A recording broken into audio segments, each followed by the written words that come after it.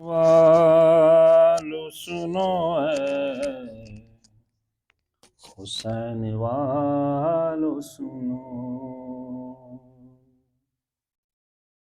حسین والو سنو اے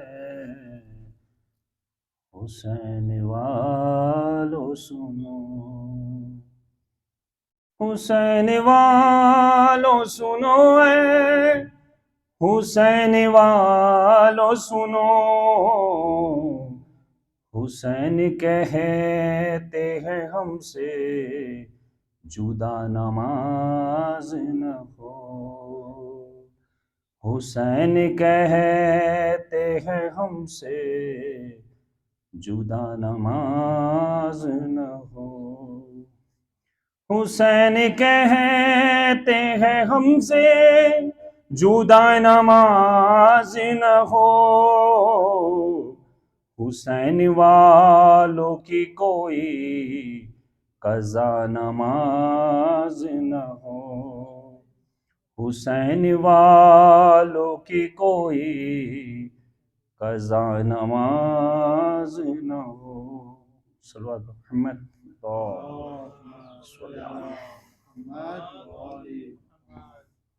میرے غازی کہاں ہو، میرے غازی کہاں ہو، تیری جاگیر سے چل پڑا قافلہ، میرے غازی کہاں ہو،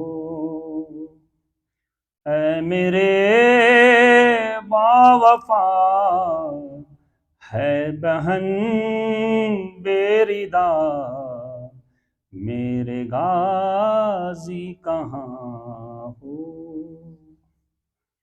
تجھ کو دیکھے بنا چین آتا نہیں، نوک نیزہ پہ سر تیرا ملتا نہیں، میں زیارت کروں کس طرح یہ بتا، میرے غازی کہاں ہو، تیری جاگیر سے چل پڑا قافلہ، میرے غازی کہاں ہو، لاج رکھ لو بہن کی برادر میرے، خاک مقتل میرے سر کا پردہ بنے، حکم دے دو ذرا منتظر اے ہوا، میرے غازی کہاں ہو، تیری جاگیر سے چل پڑا قافلہ، میرے غازی کہاں ہو، تیرے بازو مجھے راستے میں ملے، میں نے چادر سمجھ کر وہ سر پہ رکھے، بازوؤں سے تیرا پوچھتی ہوں پتا، میرے غازی کہاں ہو، تیری جاگیر سے چل پڑا قافلہ، میرے غازی کہاں ہو، دیکھ کر بہن کو دشت میں ننگ سر کیا حیا آ گئی، چھپ گئے ہو کدھر، خود چلی آؤں گی تم بتا دو ذرا، میرے غازی کہاں تیری جاگیر سے چل پڑا قافلہ، میرے غازی کہاں ہو؟ میں نے بچپن میں لوری سنائی تجھے، میں نے چلنا سکھایا تھا بھائی تجھے، راہ پر خار پر مجھ کو چلنا سکھا، میرے غازی کہاں ہو؟ تیری جاگیر سے چل پڑا قافلہ، میرے غازی کہاں ہو؟ وہ تیری لاڈلی وہ سکینہ تیری، چلتے نا کیسے جب خاک پر گر گئی، دیکھتی رہ گئی وہ سوئے القمہ، میرے غازی کہاں ہو؟ تیری جاگیر سے چل پڑا قافلہ، میرے غازی کہاں ہو؟ اے میرے باوفا ہے بہن بے ردا، میرے غازی کہاں ہو؟ عظمت عباس علمدار علیہ السلام پر بلند تر صلوات۔ اللہ صلی علی محمد۔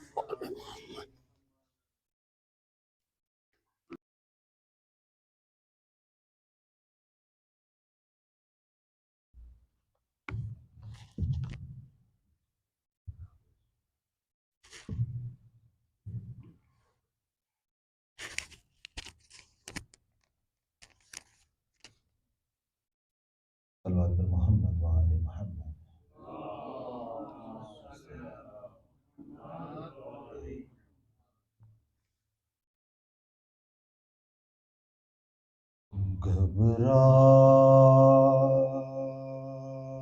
گھبرائے گی زینب،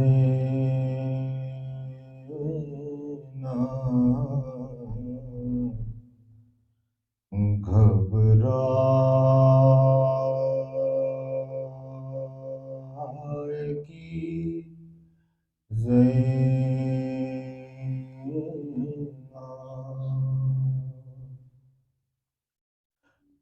بھیا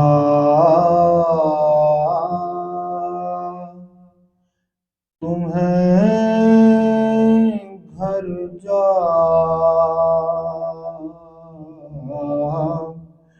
کہ کہاں پائے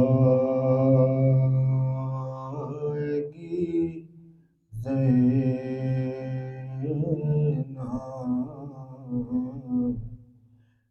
گھبرائے گی زینب۔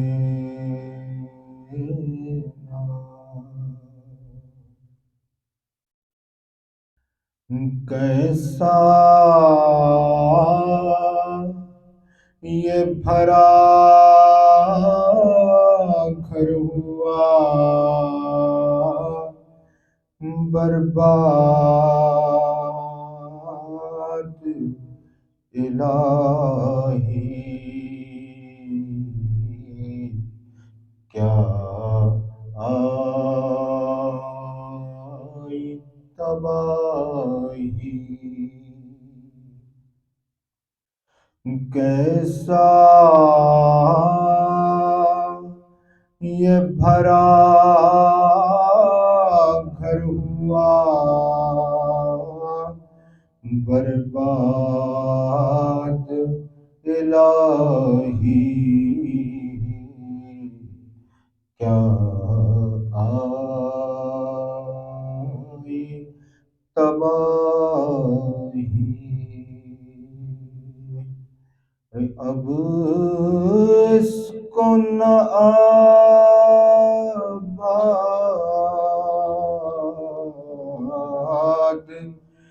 کبھی پائے گی زینب،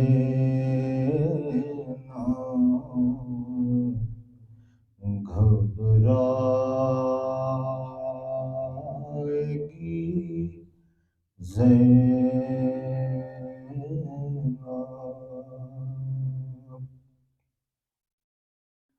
گھر جا کے کسے دیکھے گی قاسم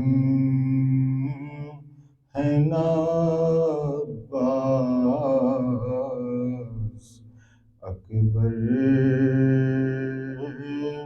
سے بھی ہے یاس، گھر جا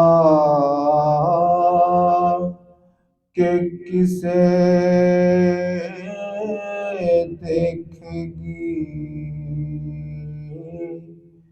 قاسم ہے نا عباس، اکبر سے بھی ہے یاس، اپنے علی اصغر کو کہاں پائے گی زینب، گھبرائے گی زینب،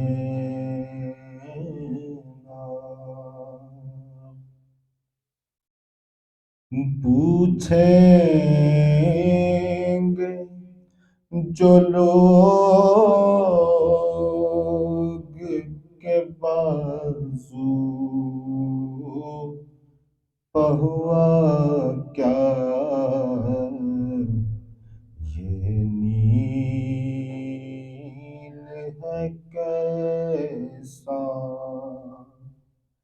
ارے کس کس کو نشان رسی کے دکھلائے گی زینب،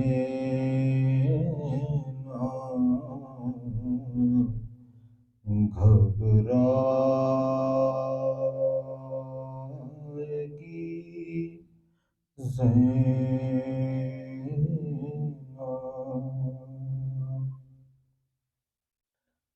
پھٹ جائے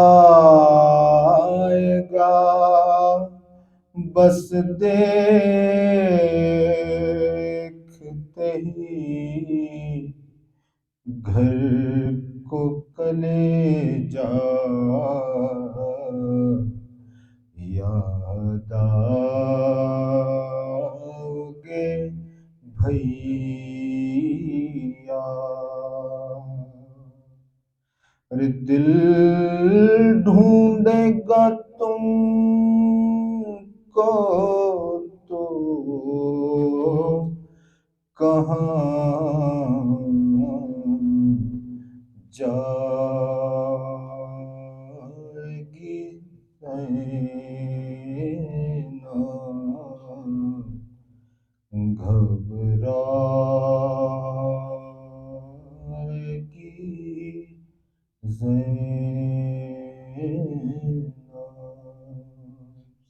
محمد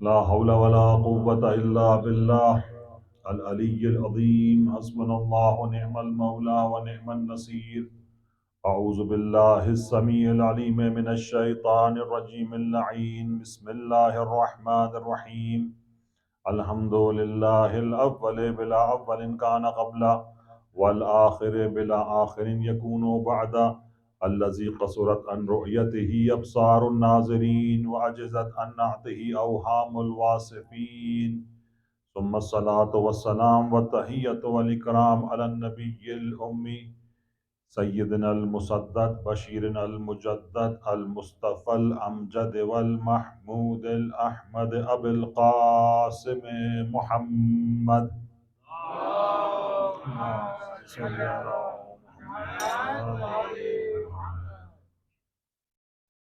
وعلى أهل بيته الطيبين الطاهرين المعصومين المظلومين ولعنة الدائمة على أعدائهم أجمعين من الآن إلى لقاء يوم الدين أما بعد فقد قال الله تبارك وتعالى في محكم كتابه الحكيم بسم الله الرحمن الرحيم الله أعلم حيث يجعل رسالته قل إن الموت الذي تفرون منه فإنه ملاقيكم اللهم كن لوليك الحجة ابن الحسن صلواتك عليه وعلى آبائه في هذه الساعة وفي كل ساعة وليا وحافظا وقائدا وناصرا ودليلا وعينا حتى تسكنه أرضك طوعا وتمتعه فيها طويلا.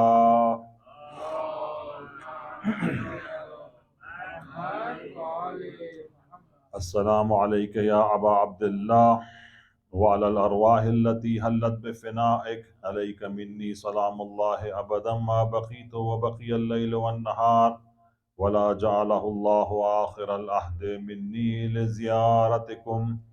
السلام على الحسين وعلى علي بن الحسين وعلى أولاد الحسين وعلى أصحاب الحسين جميعا ورحمة الله وبركاته.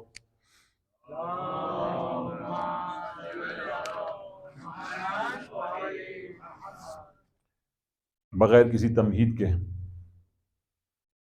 ہم کوشش کریں گے کہ اپنے موضوع کو سمیٹیں.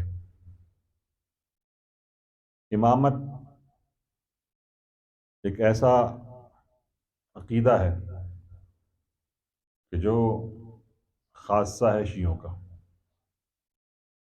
اور اس کے بارے میں جو قربانی ہمیں نظر آتی ہے، سب سے پہلی قربانی امامت پر جو دی وہ شہزادی کونین حضرت فاطمہ زہرا سلام اللہ علیہا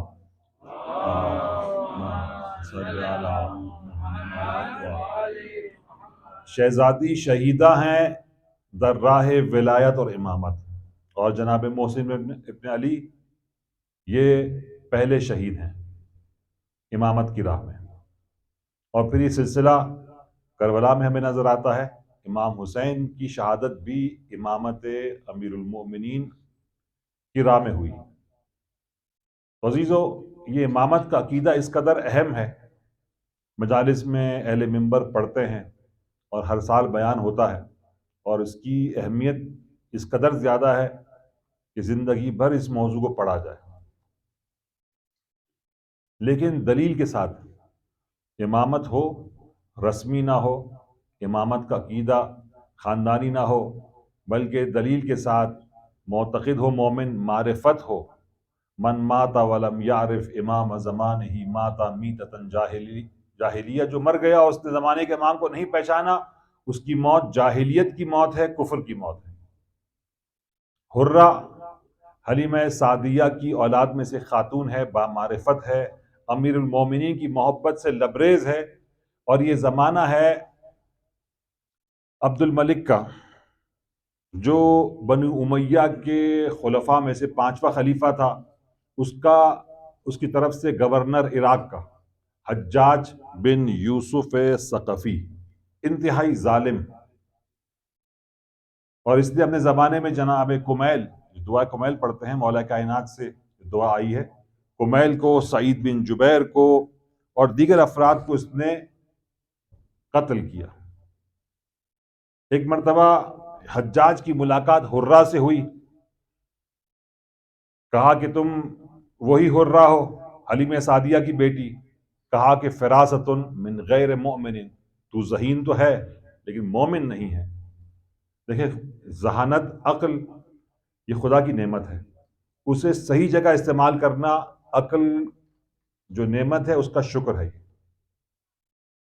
معاویہ اور عمرو عاص جیسا جو انہوں نے عقل کو جو استفادہ کیا غلط کاموں میں، نیگیٹو چیزوں میں، وہ نہ ہو۔ لیکن امیر المومنین تھے اور مولا کے خطوط نہج البلاغہ میں پڑھے ہوئے۔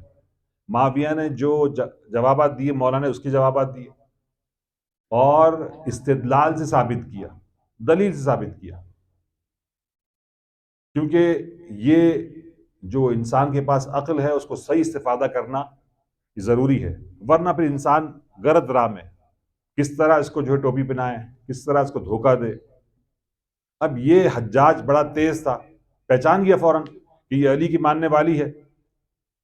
کہا کہ ہم نے سنا ہے کہ تیرا عقیدہ یہ ہے کہ تو علی ابن ابی طالب کو فوقیت دیتی ہے، خلیفہ اول، خلیفہ ثانی اور خلیفہ ثالث، ان تین خلفائے راشدین پر تو علی ابن ابی طالب کو افضل جانتی ہے۔ دیکھیں، صرف مومنہ نہیں ہے، معرفت بھی ہے اس کے پاس، علم بھی ہے۔ کہا کہ تجھے غلط خبر دی گئی، ایسی بات نہیں ہے، میں علی کو ان تینوں پر فوقیت نہیں دیتی، بلکہ میرا عقیدہ یہ ہے کہ علی علیہ السلام افضل ہے جناب آدم پر، جناب نوح پر، جناب لوط پر، جناب ابراہیم پر، جناب عیسیٰ پر، جناب موسیٰ پر، جناب سلیمان پر، جناب داؤد پر۔ سر بات نہیں ہو سکتی اس پہ؟ محمد وآل محمد۔ ایک مرتبہ ہی حیران ہوا کہ تیرا عقیدہ یہ ہے، اگر تو نے ثابت نہیں کیا علی کی افضلیت کو ان پیغمبروں پر، جبکہ ان پیغمبروں میں اولو العزم پیغمبر بھی ہے، کیا علی ابن ابی طالب انبیاء سے بھی افضل ہیں؟ اگر تو نے ثابت نہیں کیا تو میں تیری گردن اڑا دوں گا۔ دیکھیں، اس زمانے کے بادشاہ وغیرہ جو قتل و غارت ملتے ہیں، یہ واقعاً صحیح ہے، ایسا نہیں ہے کہ جو ہے صرف کہنے کی حد تک ہے۔ حرہ ایمان سے لبریز ہے، سر تپا امیر المومنین کی محبت اس کے وجود سے ظاہر ہو رہی ہے۔ کہا کہ آدم سے افضل ہے علی، عصا آدم و ربہ فغوا، قرآن کہتا ہے کہ آدم نے نافرمانی کی، اپنے پروردگار کی، اور محروم ہو گئے جنت سے، لیکن علی اور زوجہ علی اور فرزندان علی، ان کی شخصیت وہ ہے کہ قرآن وَكَانَ سَعْيُكُمْ مَشْكُورًا، خدا خود ان کا شکریہ ادا کرتا ہوا نظر آتا ہے۔ کہاں آدم خطا کریں تو نکال دیے جائیں، اور کہاں علی اطاعت کرے تو خدا خود شکر گزار بن جائے۔ کہا کہ آفرین ہو تجھ پر، اب یہ بتا کہ کس طریقے سے علی افضل ہیں باقی انبیاء پر؟ کہا کہ علی افضل ہے نوح پر اور لوط پر۔ قرآن نے مثال دی کافروں کو، اے کافروں دیکھو، ہم تمہارے سامنے دو نبیوں کی بیویوں کی مثالیں دیتے ہیں۔ ضرب اللہ مثلا للذین کفروا امرأۃ نوح و امرأۃ لوط، ان دونوں زوجوں کی، جبکہ دونوں نبی کی بیویاں تھیں، ان کے تحت تھی، لیکن ایمان نہیں لائی، خیانت کی، اور فادخل النار، اور ان سے کہا جائے گا کہ تم جہنم میں چلی جاؤ۔ نبی کی زوجہ ہونا کافی نہیں ہے نجات کے لیے، زوجہ نبی جائے گی جہنم میں اگر وہ ایمان پر نہ چلے۔ ان دونوں کے بارے میں یہ کہ ان دونوں کی زوجہ یہ تھی، اور علی ابن ابی طالب کی زوجہ وہ ہے کہ رسول کو کہنا پڑا رضا فاطمہ رضا اللہ و غضب فاطمہ غضب اللہ، فاطمہ کی رضایت خدا کی رضایت ہے، اور فاطمہ کی ناراضگی خدا کی ناراضگی ہے۔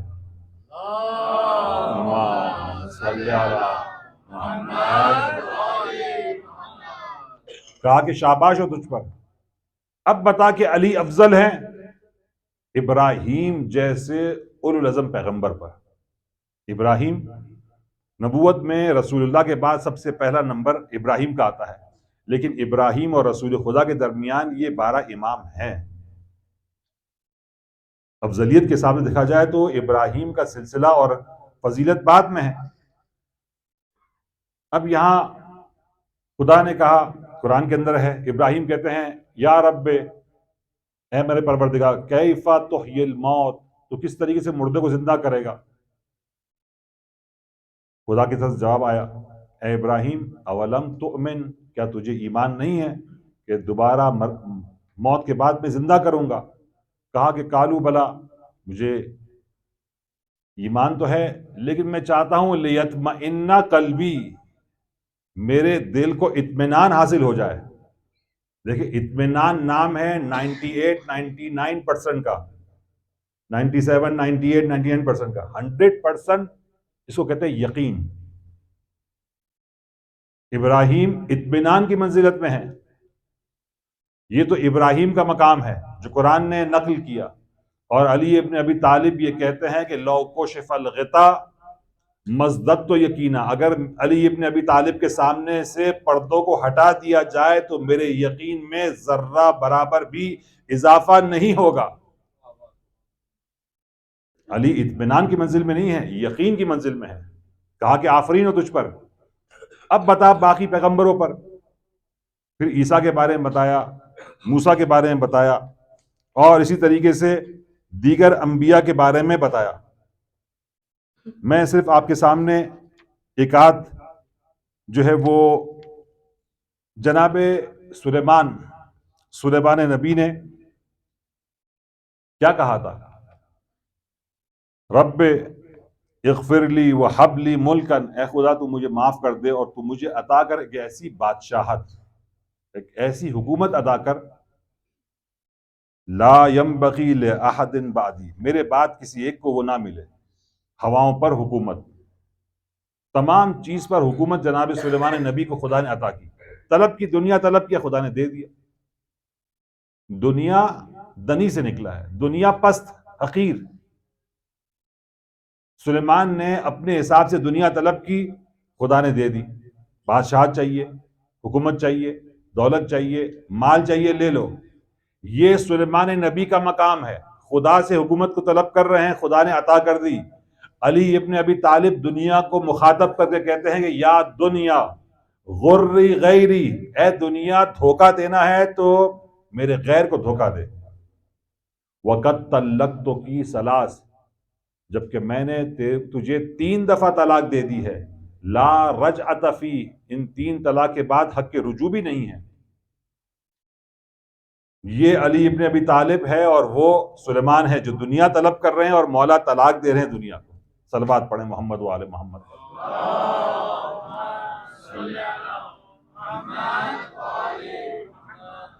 آخر میں جناب عیسیٰ کے بارے میں حرہ نے یہ دلیل پیش کی کہ عیسیٰ پر بھی علی ابن ابی طالب افضل ہیں۔ عیسیٰ نبی کو خدا نے مخاطب کیا، کیا اے عیسیٰ تو لوگوں کو دعوت دیتا ہے کہ اس خدا کے علاوہ میں بھی خدا ہوں؟ کہا کہ اے رب تو جانتا ہے ایسی بات میں نے نہیں کی، جو میرے نفس میں ہے اس سے تو واقف ہے، جو تیرے نفس میں ہے اس سے میں واقف نہیں ہوں۔ تو جنہوں نے جناب عیسیٰ کو خدا مانا، جیسے عیسائی، تو خدا نے ان کو مہلت دی، دنیا میں ان کو مہلت دی، اس کا حساب کتاب آخرت میں ہوگا۔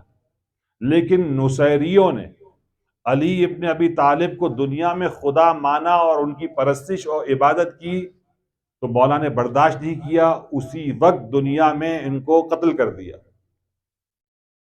کہ تم مخلوق کو، بندے خدا کو خدا مانو گے تو اس کا، یعنی علی ابن ابی طالب کا مقام اتنا عظیم ہے کہ اگر کوئی اسے دنیا میں خدا مانے تو اس کی سزا فوراً ہوتی ہے۔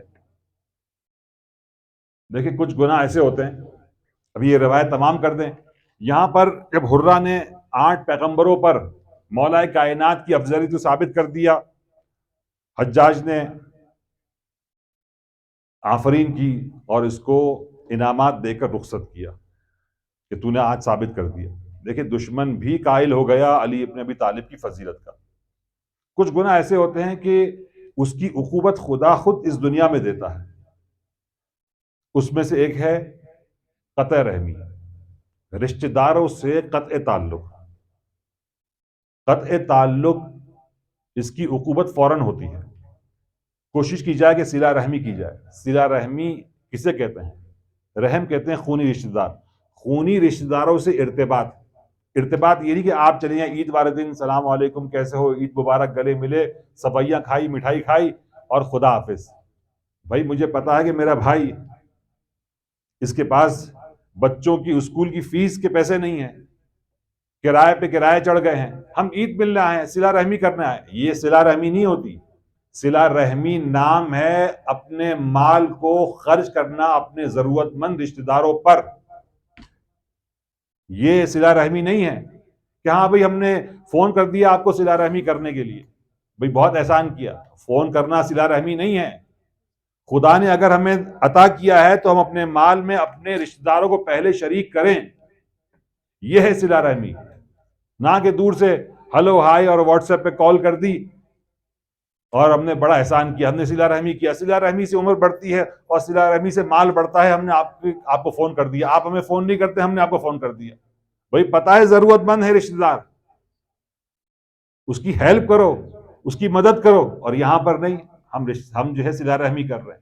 صلہ رحمی کا غلط تصور ہمارے ذہنوں میں ہے. صلہ رحمی مال خرچ کرنا ہے رشتہ داروں پر، خونی رشتہ داروں پر، جو ایک دوسرے سے ارث لیتے ہیں، جو میراث دیتے ہیں. ان رشتہ داروں پر اپنے مال کو خرچ کرنے کا نام ہے صلہ رحمی. اور یہیں سے نکلا ہے صلہ امام. صلہ امام کیا ہے؟ امام کے نام پر خرچ کرنا. ایک باب ہے اصول کافی کے اندر، باب و صلۃ الامام، امام معصوم کے نام پر مال کو خرچ کرنا، جو عزاداری میں مومنین کرتے ہیں اور ولادت شہادت میں. یہ تو امامت ہو گئی دلیل کے ساتھ. ادلہ اور دلیل اور برہان ہونا چاہیے. ایسا نہیں کہ ہم نسلاً بعد نسلاً، ہمارے آبا و اجداد شیعہ تھے تو ہم بھی شیعہ ہیں. ہمارے پاس بھی امامت پر دلیل ہونی چاہیے، جس طرح حرہ نے دلیل پیش کی اور ایک ایک نبی پر مولا کی افضلیت کو ثابت کیا. اب آئیے دوسرا موضوع. قل ان الموت الذی تفرون منہ فإنہ ملاقیکم. جس موت سے تم بھاگتے ہو یہ حتماً تمہیں آ کے پکڑ لے گی اور ملاقات کرے گی. چاہے تم بہترین گھر اور محکم قلعے میں رہتے ہو، دوائیاں کھاتے ہو، گارڈ ہو تمہارے پاس، مال ہو، کچھ بھی ہو، موت تو آ کے رہے گی. اب احتضار کا وقت، جان کنی کا وقت، یہ سب سے پہلا مرحلہ ہے کہ انسان اس دنیا سے اس دنیا میں جاتا ہے. آخرت موت کے بعد سے شروع ہوتی ہے. آخرت کا سلسلہ بہت طویل ہے اور یہ جنت اور جہنم تک ہے، جس طرح ہم نے پہلے بیان کیا. اب آئیے، توبہ کا دروازہ جب انسان کی جان کنی کا عالم ہوتا ہے اور جب روح نکل رہی ہوتی ہے اور اس شخص کو پتہ چل جاتا ہے کہ میری روح نکلنے والی ہے، میں مرنے والا ہوں، اب وہ لاکھ توبہ کرے، توبہ کا دروازہ بند. جان کنی سے پہلے جتنی توبہ کرنی ہے وہ توبہ کر لی جائے. التائب عن الذنب کمن لا ذنب لہ. تائب، توبہ کرنے والا، گناہ سے اگر وہ توبہ کر لیتا ہے ایسا ہے کہ گویا اس نے کوئی گناہ ہی نہیں کیا، پاک و پاکیزہ ہو جاتا ہے، بشرطے وہ تائب ہو، پشیمان ہو اور خدا کی بارگاہ میں جو ہے اپنے کیے ہوئے گناہ پر نادم ہو. اس کی شرائط ہے. فرعون نے بھی توبہ کی تھی اور کہا کہ بنی اسرائیل کے خدا پر ایمان لاتا ہوں، تو خدا نے کہا کہ فائدہ نہیں ہے، اب تو مر رہا ہے، غرق ہو رہا ہے پانی کے اندر. فرعون جو خدائی کا دعویٰ کر رہا تھا ایمان لایا، لیکن یہ ایمان لانے کا کوئی فائدہ نہیں ہے. جان کنی سے پہلے پہلے انسان اپنے سارے سلسلے درست کر لے. اب آئیے ہم آگے چلتے ہیں تاکہ اس موضوع کو ہم سمیٹیں، کیونکہ جزئیات اس کے اندر بہت ہے اور ہم نے اس موضوع کا عشر عشیر بھی آپ کے سامنے بیان نہیں کیا. یہ میری کوتاہی ہے اور میں اس کا معترف ہوں، کیونکہ اتنا واسط موضوع ہے، اس کے لیے کئی جلسات کی ضرورت ہے. موت ایک الگ موضوع ہے، قبر ایک الگ موضوع ہے، برزخ ایک الگ موضوع ہے، قیامت کے اپنے سلسلے ہیں اور اس پہ کتابیں موجود ہیں. اور کتابیں پڑھی جائے، اس کا مطالعہ کیا جائے۔ اب آئیں صادق آل محمد امام جعفر صادق علیہ الصلوۃ والسلام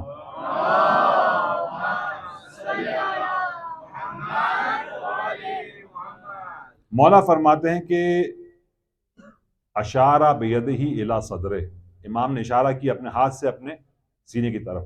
جب روح نکلتی ہے اس وقت ہر انسان اپنا مقام دیکھ لے گا، اگر جنتی ہے تو جنت میں اپنا مقام دیکھے گا، اگر جہنمی ہے تو جہنم میں اپنا مقام دیکھ لے گا کہ بھی میں کیا ہوں، اس طرف والا ہوں یا اس طرف والا ہوں، اصحاب یمین میں سے ہوں یا اصحاب شمال میں سے ہوں۔ اگر مومن اپنا مقام دیکھ لے تو وہ کہے گا کہ اے فرشتوں مجھے پلٹا دو تاکہ میں اپنے اس عظیم مقام کے بارے میں اپنے گھر والوں کو آگاہ کروں۔ فرشتے کہیں گے نہیں، اب یہ ممکن نہیں ہے، تیری روح نکل رہی ہے، اب تو اس دنیا میں چلا گیا ہے، تیرے اختیار سے تیری روح کو نکالا گیا، اب یہ سلسلہ نہیں ہو سکتا۔ ایسے کتنے مومنین ہوتے ہیں مرنے کے بعد کہتے ہیں کہ ہم بڑے خوشحال ہیں، ہماری فکر نہیں کرنا، پریشان نہیں ہونا۔ مومن اپنے مقام کو دیکھتا ہے اپنے درجات کے حساب سے۔ اور یہ ایک روایتوں میں ایک 3-4 چیزیں بیان ہوئی ہے کہ محتضر مومن جانکنی کے عالم میں مولا کائنات کو دیکھے گا ایک روایت کے مطابق، دوسری روایت کے مطابق امیر المومنین رسول خدا کو دیکھے گا، تیسری روایت میں ہے کہ پنج تن کو دیکھے گا، چوتھی روایت میں ہے کہ 12 معصومین کو دیکھے گا، اور اسی طریقے سے ایک اور روایت میں ہے کہ 14 معصومین کو دیکھے گا۔ تو یہ کیا مسئلہ ہے؟ تو یہاں علماء کہتے ہیں کہ اس کی وجہ یہ کہ مومن کے درجات اور ایمان کے مرتبے کے حساب سے وہ دیکھے گا، جیسے جیسے اس کا مرتبہ بڑھتا چلا جائے گا ایمان کے اعتبار سے، ویسے ویسے ائمہ کی اور معصومین کی اور 14 معصومین کی وہ زیارت کرے گا۔ اگر ایمان اس کا بہت کم ہے تو امیر المومنین کو دیکھے گا، اگر زیادہ اس طرح 14 معصوم کی زیارت انشاءاللہ ہم سب کو نصیب ہو۔ اور یہ ایک ایسا موقع ہے کہ ہر ایک کو جانا ہے، لیکن ہم جا کے پھر دوبارہ آ کے بتا نہیں سکتے کہ ہمارے ساتھ کیا ہوا۔ تو یہ وہی بتائے گا کہ جو اس عالم پر اس کی نظر ہو۔ اور شیطان بہت بہکاتا ہے، شیطان کا کام ہے کہ جو ہے مومن جب اس کی موت واقع ہو رہی ہو تو اس سے پہلے شیطان آتا ہے، اور شیطان تنہا نہیں آتا ہے بلکہ پورے لشکر کے ساتھ آتا ہے۔ ایک بڑھیا، اس کی آخری وقت ہوا، بچوں نے کہا کہ اماں کلمہ پڑھو۔ اب اماں نے کہا میرے فانوس کو مت توڑو۔ اماں کلمہ پڑھیے، فانوس کہاں سے آ گیا؟ کیونکہ وہ خاتون فانوس سے بڑی محبت کرتی تھی، ایک فانوس تھا ان کا آبا و اجداد سے، اور بڑا خوبصورت قیمتی پرانا تھا، تو بڑی محبت تھی اس سے۔ جس طریقے سے 7ویں امام نے اپنے غلام سے کہا کہ دیکھو یہ تم جس گھر میں رہتے ہو یہ چھوٹا گھر ہے، چلے جاؤ اس گھر کے اندر، وہ وسیع و کشادہ ہے۔ نہیں مولا، یہ گھر میرے بابا کا ہے، میری جو ہے وہ یادیں اس سے وابستہ ہے۔ مولا نے کہا کہ اگر تیرا باپ احمق تھا، اگر تیرا باپ پاگل تھا تو بھی کیا جو ہے یہ دیوانہ پنا کر رہا ہے؟ ایک وسیع کشادہ مکان مل رہا ہے تو اس میں انسان رہے، تنگ گھر میں کیوں رہ رہا ہے؟ امکانات موجود ہے۔ امام نے اس کو احمق کہا ہے۔ اگر تیرا باپ احمق تھا تو بھی احمق پنا نہیں کر۔ جب نعمت مل رہی ہے تو انسان استفادہ کرے اس سے۔ یہاں پر یہ خاتون جو ہے انس، محبت، فانوس، وہ جو شیڈ ہوتا ہے خوبصورت سا، اب خدا نے اس کو اجازت دی، شیطان ہٹے، یہ مومنہ اٹھی اور آئی اور کہا کہ وہ فانوس نکالو۔ کہا کہ اماں آپ نے پوری زندگی اس کو سنبھال کے رکھا ہے، اس کو صاف صفائی، اور اس کو بعض افراد اپنے والدین کے کپڑے رکھتے ہیں سنبھال کے، نہیں جو ہے یادگار ہے۔ اپنے شوہر کا فلیٹ بیچتی نہیں ہے بیوہ عورتیں، نہیں جو ہے وہ اس میں ہمارے شوہر رہتے تھے، بھائی بیچ دو، کوئی مانگ رہا ہے کرائے پہ دے دو۔ کپڑے سنبھال کے رکھتے ہیں، ہر سال اس کو دھلواتے ہیں، استری کر کے پیک کر کے دوبارہ رکھ دیتے ہیں الماری میں۔ یہ کوئی محبت نہیں ہے؟ فقیر، ضرورت مند، مسکین وغیرہ کو دے دو، بانٹ دیے جائے، وہ استعمال کریں۔ یہ جو دل کے اندر محبت، مجھے اپنی گاڑی سے بڑی محبت ہے، کوئی اس پہ اسکریچ نہ مارے، لائن نہ مارے، ٹیک نہ لگائے. چھوٹی چھوٹی چیزیں جو گھروں میں ہوتی ہے، بھئی یہ کب ہمیں بڑا عزیز ہے، ٹوٹ گیا بچے سے، اب گھر کے اندر قیامت برپا ہے. ایک چھوٹی سی چیز، یہ دل وابستہ کرنا دنیاوی چیزوں سے، یہ موت کے وقت پریشان کرے گا. یہ مومنہ اٹھی کہا کہ میرے اس فانوس کو توڑ دیا جائے. کہا اماں کچھ دیر پہلے کہہ رہی تھی کہ مت توڑو، اور اب کہہ رہی ہے توڑ دو. کہا کہ شیطان اپنے لشکر کے ساتھ آیا تھا اور مجھ سے کہہ رہا تھا کہ جب تم مجھے کلمہ پڑھا رہے تھے اماں کلمہ پڑھو، تو شیطان نے کہا کہ اگر تو نے کلمہ پڑھا تو میں تیرے اس فانوس کو توڑ دوں گا. اب شیطان فانوس لے کے آیا سامنے، تیرے اس فانوس کو توڑ دوں گا. تو میں تم لوگوں سے کہہ رہی تھی مت توڑو مت توڑو، یہ شیطان مجھے بہکا رہا تھا، کیونکہ اس فانوس کی محبت میرے دل میں تھی جس کی وجہ سے میں کلمہ توحید نہیں پڑھ پا رہی تھی. توڑ دو اس کو. اس کو توڑا اور پھر اس مومنہ کی آرام سے روح نکل گئی. تو عزیزو، دنیا سے وابستگی یہ انسان کو موت کے وقت تکلیف دے گی. اگر دنیا کے اندر انسان نے اپنی اصلاح نہیں کی، مرحوم آیت اللہ محمد رضا گلپگانی ایک زمانے میں مرجے تھے، بڑے جو ہے پہنچی ہوئی شخصیت. ان کے ایک ہمدرس تھے جو کم میں پڑھنے آئے تھے، ان کا نام بھی محمد رضا تھا اور وہ بھی گلپائے سے تھے. گلپائے اصفہان کے قریب ایک علاقہ ہے. اب دونوں ہمدرس تھے. آغا گلپگانی کی تعلیم جاری رہی، انہوں نے اپنی تعلیم چھوڑ کے دوبارہ اپنے علاقے چلے گئے. ان کو پتا چلا کہ بھئی ان کا دوست مریض ہیں. آغا گلپگانی اپنے دوست کی عیادت کو پہنچے. بات چیت ہوئی، کہا بیمار ہوں اور سخت بیمار ہوں. تو کہا خیر تو ہے؟ کہا کہ اللہ نے مجھ پر ظلم کیا. اللہ نے تجھ پر ظلم کیا؟ نعوذ باللہ، کیسی باتیں کر رہا تو؟ بولا ہاں، اللہ نے مجھ پر ظلم کیا کیونکہ آپ کو نور اجتہاد عطا کیا اور وہ نور مجھے عطا نہیں کیا. حسد. اور دوسرا ظلم خدا مجھ پر یہ کر رہا ہے کہ میری موت واقع ہونے والی ہے، میرے بچے چھوٹے ہیں اور ان کو ضرورت ہے میری، لیکن خدا مجھے مار رہا ہے. دیکھیں پھر انسان کفریات بکتا ہے. مومن ہے، حوضے میں آیا تھا پڑھنے کے لیے، میں چلا گیا، لیکن کیسا بھٹک گیا اور آخری وقت کفریات بکنے لگا. تو عزیزو، جو مولا کی حدیث ہے کہ 3 چیزیں مومن کے سامنے مجسم ہو کر آئیں گی موت کے وقت: مال، اولاد اور اعمال. مال کہے گا بھئی تو نے کمایا، بس جب تک تو زندہ رہا کھانا پینا تیرا علاج جو کچھ بھی ضرورت میں پورا کرتا رہا. اب بس تیری موت آئی، تو اپنے راستے پر، میں اپنے راستے پر. اولاد کہے گی کہ ہاں بابا ہم آپ کو کندھا دے کر قبر میں اتار دیں گے. تیسرا اعمال کہے گا کہ میں تیرے ساتھ قبر میں آؤں. یہ مولا کی حدیث ہے، اس کو میں بہت ہی شارٹ کر رہا ہوں ورنہ تفصیلی ہے. اور سکرات موت کسے کہتے ہیں؟ سکرات کہتے ہیں سکر سے نکلا ہے. سکران جو شراب پینے کے بعد ایک نشہ طاری ہوتا ہے نا، جو ٹن ہو جاتا ہے آدمی، موت کا بھی ایک نشہ ہے. لیکن سکرات کہتے ہیں موت کی سختی کو. سکرات کے وقت یہ کیفیت ایسی ہے کہ جس طرح میں نے کہا صرف ائمہ ہی بتا سکتے ہیں، یا وہ افراد جو پلٹے ہیں، جو کوما میں گئے، موت واقع ہو گئی اور اس عالم کو دیکھا، پھر پلٹ کر آئے، ان کے حافظے میں ساتھ دیا اور انہیں بتایا. مولا کائنات نے نہج البلاغہ خطبہ نمبر 109 میں اس کی تفصیل بیان کی ہے کہ احتضار اور جان کنی کے عالم میں کیا کیفیت ہوتی ہے. اب یہ میں خود مولا کے الفاظ پڑھ دوں تاکہ یہ ہمارے ایمان کو تازہ بھی کرے. امام فرماتے ہیں جو انسان پر گزرتی ہے موت کے وقت وہ بیان کے قابل نہیں.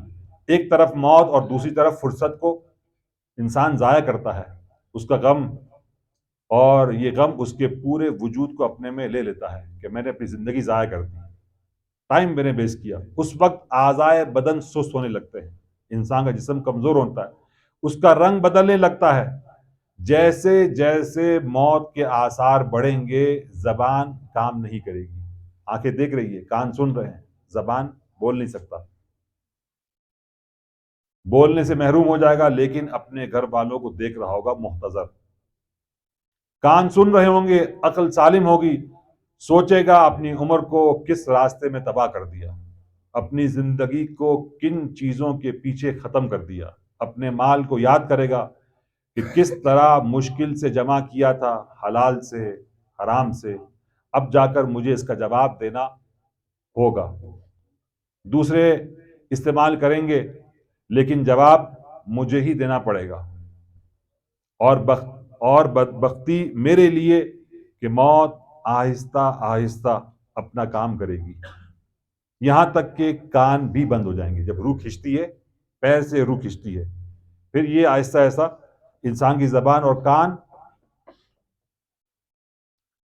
صرف دیکھ رہا ہوگا، پھر تھوڑی دیر میں آنکھیں بھی کام نہیں کرے گی اور روح بدن سے نکل جائے گی. روح نکلتی ہے ناک سے. اس کی پہچان یہ ہے کہ مردے اور زندے میں فرق یہ ہے کہ مردہ کی ناک ٹیڑھی ہو جاتی ہے مرنے کے بعد. اور بھی علامت ہے اس کی. ایک مردار کی طرح اپنے گھر والوں کے سامنے پڑا ہے یہ، اور اب اس کے پاس بیٹھتے ہوئے بھی وحشت ہوگی. دوست نہیں مل رہا ہے تو انسان پریشان ہوتا ہے، فون کھڑکاؤ، اس کے پاس جاؤ. اب وہی دوست، وہی عزیز، وہی قریبی موت آ جائے، اب اس کے پاس ہی بیٹھنا ہے، اور اس سے نزدیکی ہونے کی بجائے اس سے انسان دوری کو پسند کرے گا. اس وقت کسی کا رونا اس مرحوم کو کام نہ آئے گا اور نہ کوئی اس کو جواب دے گا. بس اس کو اٹھا کر اس کی آخری منزلگاہ یعنی قبر میں اس کو پہنچا دیا جائے گا، اور تنہا اس کے اعمال اس کے ساتھ ہوں گے. اور اب تم ہمیشہ کے لیے اس سے آنکھیں پھیر لو گے. یہ ہے انسان کی اینڈ. لیکن انشاءاللہ مومنین نا امید نہ ہو. یہ تو حقیقت ہے، اس سے گزرنا ہے. ہمارے پاس امام حسین کی عزاداری کا عظیم سرمایہ ہے، اور امید کرتے ہیں کہ مولا اس دنیا میں بھی اور اس دنیا میں بھی اور موت کے وقت بھی ہم اور آپ کے کام آئیں گے. لیکن امام کی تمنا ہے کہ ان کا چاہنے والا گناہ نہ کرے. 3 ڈاکٹر 40 کے لیے نکلے، مشی کر رہے تھے، وہاں سے گزر رہے تھے. ایک سبیل سے ایک بوڑھے نے کہا کہ ادھر آؤ، محبت سے بلایا، اصرار کیا، کہا کہ چائے پیو. چائے پی، کہا کہ میرے مہمان، کہا کہ نہیں. رونے لگا، اور اس طرح رو رہا تھا کہ گویا کہ اس کے آنکھوں سے موتی برس رہے ہو. مسلسل گر گیا. تم امام کے زوار ہو، میرے مہمان بن جاؤ. کہا کہ ٹھیک ہے. اب یہ مجبور ہو گئے زوار، اس کے ساتھ چل دیے اس کے گھر. مہمان خانے پہنچے، کہا کہ میں کھانے کا انتظام کرتا ہوں، تم بیٹھو یہاں پر. اب یہ زائرین بیٹھے ہوئے ہیں، دیکھا ایک پینٹنگ، ایک تصویر نظر آئی، عجیب تصویر، کہ ایک قبر ہے، قبر کے برابر میں ایک تابوت ہے، اور تابوت سے ایک ہاتھ باہر نکلا ہوا ہے. یہ حیران و پریشان، یہ کیا ہے، یہ سمجھ میں نہیں آیا. اور وہ مومن کھانا لے کر آیا، اس نے سفرہ لگا دیا. کہا کہ یہ تصویر کیا ہے؟ کہا کہ اگر میں نے بتا دیا تو تم کھانا نہیں کھا پاؤ گے، کھانا نہیں کھا پاؤ گے. پہلے نیاز کھا لو، پھر میں بات کرتا ہوں. اب یہ تینوں ڈاکٹر کھانا بھی کھا رہے ہیں، اور مسلسل ان کی نظریں اس پینٹنگ پر ہے. اس کے بارے میں ہمیں بتائے گا کہ کیا تصویر ہے. کہا کہ یہ جب کھانا تمام کر لیا تو کہا کہ یہ میری ہی تصویر ہے. کہا کہ تمہاری تصویر؟ یہ تو قبر ہے، مردہ ہے، تابوت ہے، اور تم کس طرح؟ کہا کہ جس طرح ابھی تم دیکھ رہے ہو کہ میں امام کا خادم ہوں، میں ایسا نہیں تھا. ایک نمبر کا بدماش، ہر قسم کے گناہ ہر قسم کی نافرمانی، یہاں تک کہ موقف سے چرانا، چھیڑنا. اب بعض جوان گلیوں میں کھڑے ہوتے ہیں، لڑکی کو چھیڑتے ہیں، پتھر مارتے ہیں، گاڑی کو جو ہے وہ نقصان پہنچاتے ہیں. ہر قسم کا گناہ، ہر قسم کی نافرمانی. کوئی ایسا گناہ نہیں کہ جو میں نے نہیں چھوڑا. اربعین کے ایام تھے، موقف چل رہے تھے، میں وہاں سے گزرا. ایک سبیل والے نے کہا کہ جاؤ چینی لے آؤ، چینی ختم ہو گئی ہے، شکر لے آؤ. میں گیا دکان سے، میں نے چینی لی اور چینی لا ہی رہا تھا. راستے میں ایک اور موقف والے نے مجھے کہا کہ چینی مجھے دے دو. جس طریقے سے عام بعض اوقات یہ ہوتا ہے کہ ہدیہ وغیرہ دیتے نا، تو وہ سمجھا کہ یہ ہدیہ لا رہے ہیں. اب دوسرے موقف والے نے وہ چینی لے لی، یہ چینی مجھے دے دو. میں نے چینی اسے دے دی. دوبارہ گیا میں دکان سے چینی تہیا کی، اور جب میں پلٹ کر آ رہا تھا راستے میں میرا ایکسیڈنٹ ہوا اور میں مر گیا. میں سمجھ رہا ہوں کہ میں بے ہوش ہو گیا ہوں. لوگ جمع ہو گئے ہیں، میرے جسم کو اٹھایا، ایمبولینس میں ڈالا، یہاں تک کہ غسل خانہ اور کفن. کیا واقعی میں مر گیا ہوں؟ کیونکہ جب انسان مرتا ہے تو سمجھتا ہے کہ خواب میں ہوں، نیند میں ہوں، اور واقعی اس کی روح پرواز کر جاتی ہے. یہ کیا چکر ہے؟ یہاں تک کہ میرے جنازے کو تیار کر کے قبر کے دہانے لا کے رکھ دیا گیا، اور میں دیکھ رہا ہوں کہ سامنے فرشتے کھڑے ہیں اور ان کے ہاتھ میں عذاب ہے، اور فرشتے کہتے ہیں تو اتر نیچے، پھر تجھ پر عذاب ہوگا. میں گھبرایا، یہ کیا ہے؟ مجھے موت آ گئی ہے، میں اس دنیا سے چلا گیا ہوں. اسی نا امیدی کے عالم میں تھا کہ میں نے دیکھا کہ سامنے سے آقا حسین آ رہے ہیں. صلی اللہ محمد امام حسین آ رہے ہیں. امام حسین کو آتے دیکھا تو کچھ امید سی ہو گئی. امام نے مجھے کچھ نہیں کہا، فرشتوں سے کہا کہ کیوں ڈرا رہے اسے؟ کہا کہ خدا کی طرف سے حکم آ گیا ہے، عذاب اس کے لیے لکھ دیا گیا ہے، اور ہم آمادہ ہے عذاب کرنے کے لیے. امام نے کہا کہ یہ چینی لایا تھا، چینی کے دانے زیادہ ہیں یا اس کے گناہ زیادہ ہیں؟ فرشتوں نے کہا کہ مولا چینی کے دانے زیادہ ہیں، گناہ کم ہے. نہیں، بلکہ گناہ زیادہ ہیں، چینی کے دانے کم ہیں.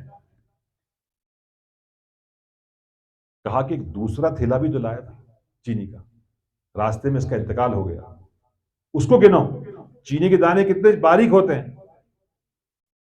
کہا کہ مولا گناہ زیادہ ہیں، چینی کے دانے کم ہیں. اب یہاں امام حسین نے اپنے ابا کے دامن کو الٹا اور کہا کہ اے فرشتوں، کتنی چینی چاہیے تمہیں؟ گنو سے.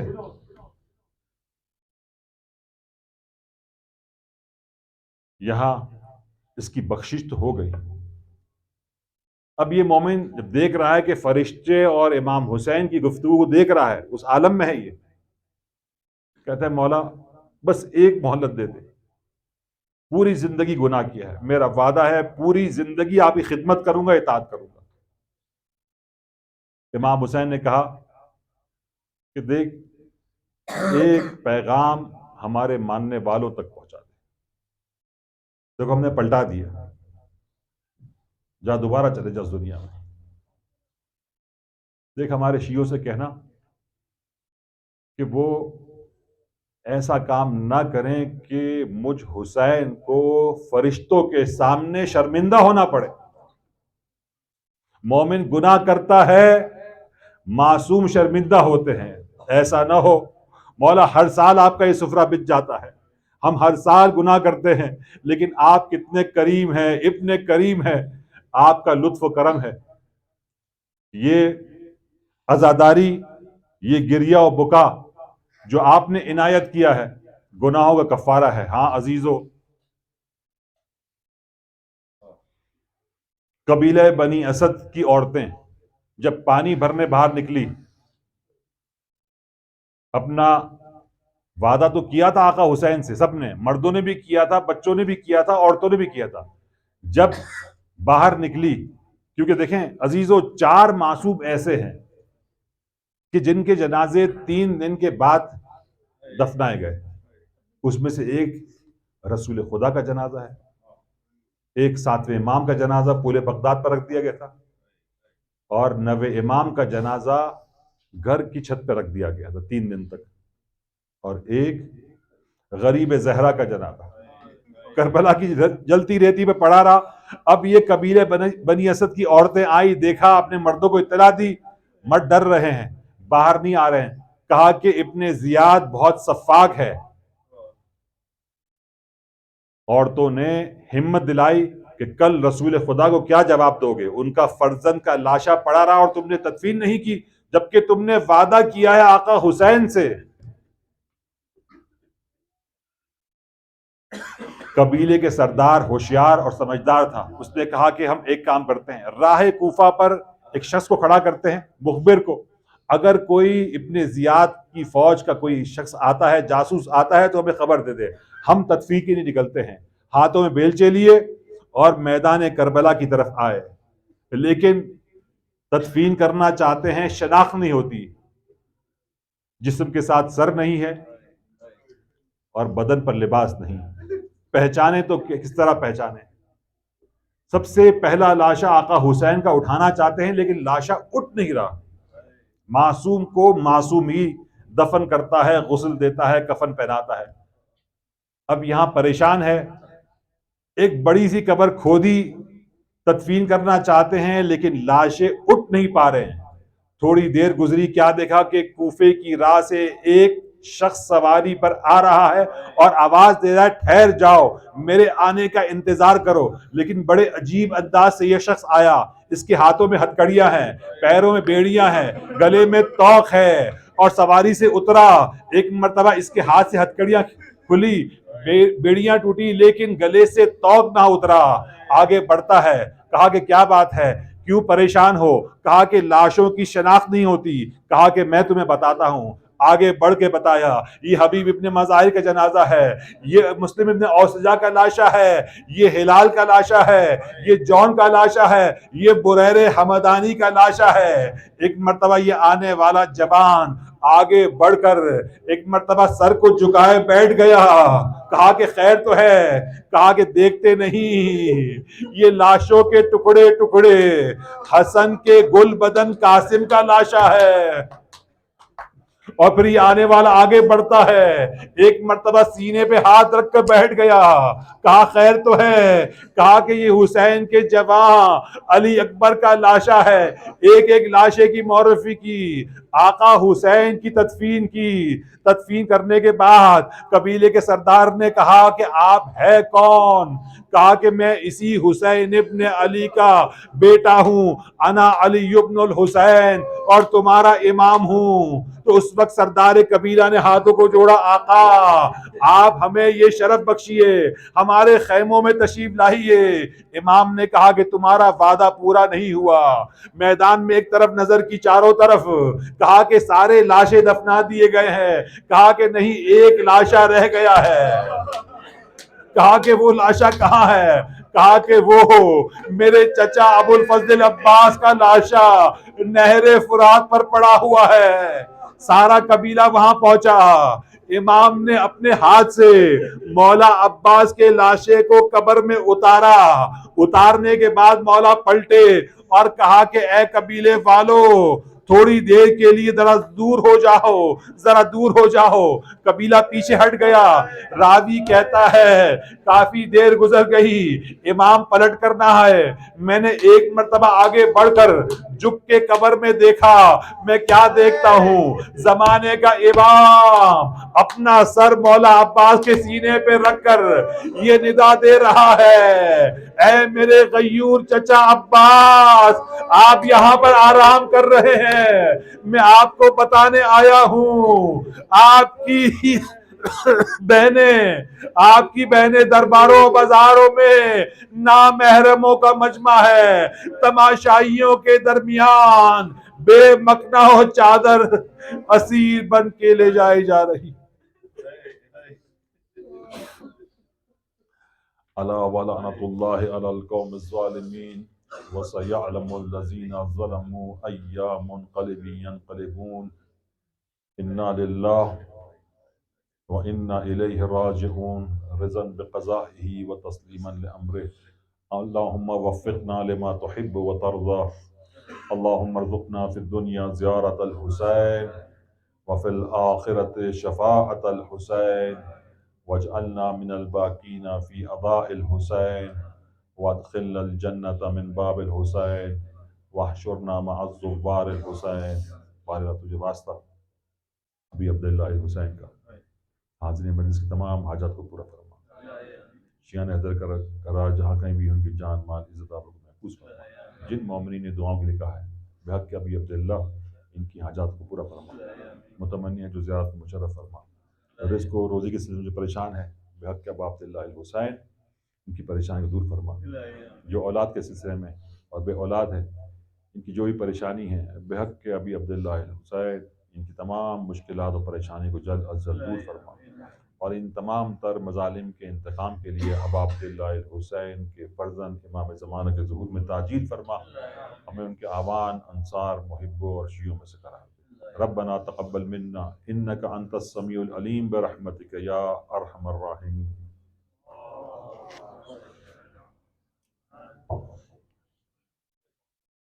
حسین